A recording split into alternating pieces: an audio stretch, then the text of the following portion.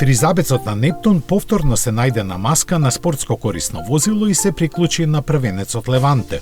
На прв поглед јасно е дека е постигната рамнотежа помеѓу разновидноста, елеганцијата, перформансите и иновативноста, гарантирајќи динамика, удобност и безбедност во исто време.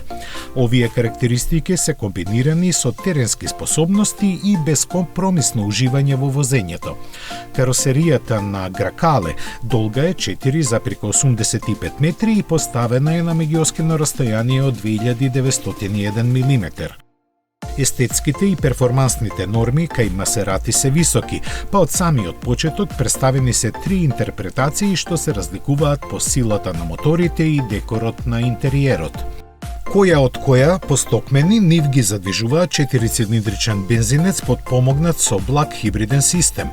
Достапни во нивоата GT и Модена, тие развиваат 300 и 330 конски сили.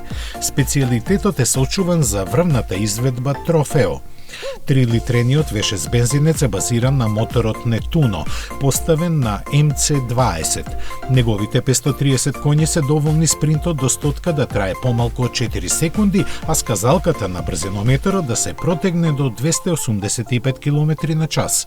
Една година по комерцијалното лансирање треба да се појави потполно електричната верзија Гракале Folgore со 400 волтна технологија, но нема никакви детали дали ќе биде употребена постоечката конфигурација на Stellantis или ќе биде модифицирана.